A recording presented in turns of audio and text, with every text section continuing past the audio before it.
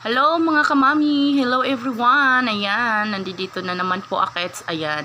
At meron po akong i-share sa inyo ngayon. Ito nga po, itong napanood ko po na napakagandang balita. Itong napakagandang mensahe po ni Bitoy. Ayan, comment nyo po dyan sa baba kung napanood nyo na po yan. At saka kung hindi nyo po yan napanood, ayan, panoorin nyo po itong aking videos hanggang sa matapos. Sigurado po ako na mayroon po kayong magandang mapupulot na aral about dito po sa ating buhay, dito po sa mundong ibabaw. So ayan, panoorin po natin yung kanyang videos or yung kanyang mensahe.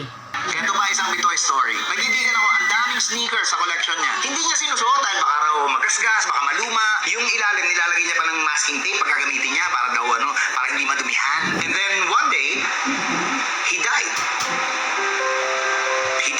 Ang daming sapatos sa collection niya na hindi niya man lang naisuot. Hindi man lang nailabas ng box. Yung mga millennials ngayon madalas sabihin yung YOLO. You only live once. Totoo yun. Pag bumili ka ng damit, suot mo. Pag bumili ka ng alahas, gamitin mo. Pag bumili ka ng laruan, di paglaruan mo. Buksan mo, tanggalin mo dun sa kahon. Gamitin nyo hanggang maluma. Kung hindi may iwasan, gamitin nyo hanggang masira. Para dun talaga mga material na bagay. Yun talaga ang kapalaran nila. Kahit anong ingat mo, nasisira, naluluma. Yung dyaryo nga today, di ba? Kahit di mo hawakan, kahit ibalot mo ng plastic. Kinabukasan lang pag may nanghiram sa'yo, masisikawan ka pa. Sira ka ba? Luma na to eh! So, a word of advice. Kung di mo pakikinabangan, huwag mo na lang bilhin. Kung wala ka namang planong magtayo ng museum para ma-display at pagkakitaan yung mga collection mo, huwag ka nang bumuo ng kahit anong collection. Baka magaya ka dun sa kaibigan ko. Hindi man lang nakinabang, hindi niya rin nadala sa langit yung sneaker collection niya. Tandaan nyo, ang pwede nyo lang dalhin sa langit na nandito ngayon sa lupa, yung mga mahal nyo sa buhay. What? Ano yun? Let me explain.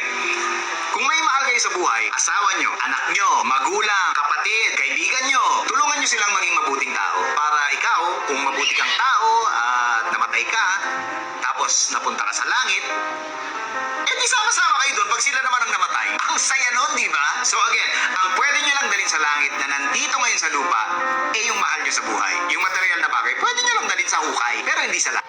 So, yan po yung sad reality dito po sa atin. Yung tayo po, yung mindset po ba natin, yan po yung nakakalungkot na isa na kumbaga yung parang kinalakihan na natin at saka yung parang yung paniniwala ba natin na yun nga, yung halimbawa na mag-ipon tayo, yung mindset natin na mag-ipon tayo na mag-ipon para habang malakas pa tayo, para habang bata pa tayo, para pagdating ng matanda na tayo, may edad na tayo, hindi na tayo magtatrabaho kasi yun na, yung may naipon na tayo. Yun po yung karamihan sa atin na iniisip o yung mindset ba na kailangan natin mag-ipon dito na para magkaroon tayo ng malaking savings. Yun po yung isip ng karamihan po, yung realidad po natin, yung mindset po ba natin. So yun po yung isa na nakakalungkot po na isipin. At meron nga rin po akong isa na i-share ko lang po sa inyo, isang nabasa na about nga po sa Bible na yun nga, yung sabi niya rin po, yung mindset niya po doon is magtrabaho po siya, mag-ipon po siya na mag-ipon hanggang sa yung isang malaking, halimbawa yung isang malaking bodega, pupunuin niya po yun ng mga kayamanan niya, yung mga iniipon niya para hindi na po siya magtatrabaho in the next day. Yung para gagawin niya na lang po is mag-iinom na lang siya, kakain na lang, iinom, kakain, kumbaga i-enjoyin niya na lang po yung buhay niya. Tapos ngayon sabi po sa kanya ng Panginoon, sabi, may po yun siya ito po i-share ko sa inyo kasi nakita ko rin sa sa Bible, basa ko rin po.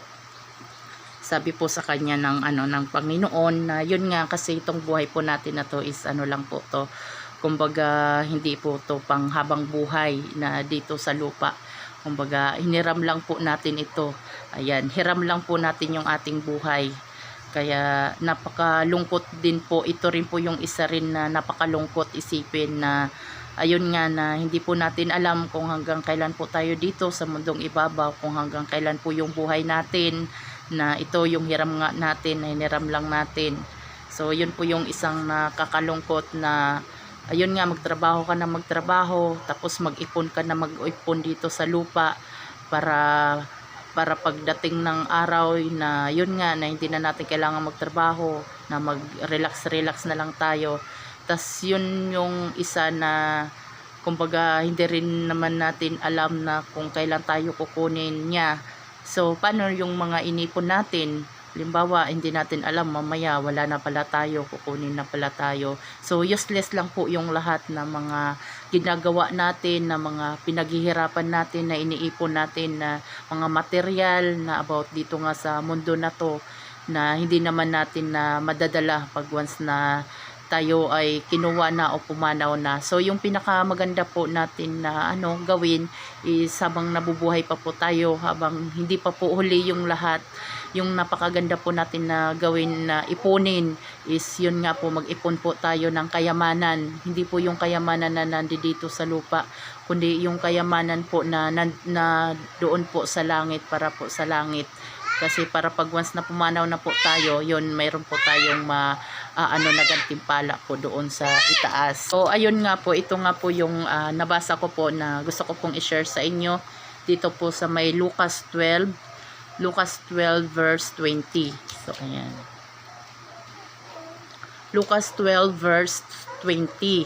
Sabi po sa kanya ng Panginoon, ngunit sinabi sa kanya ng Diyos, hangal, sa gabi ring ito'y babawian ka ng buhay.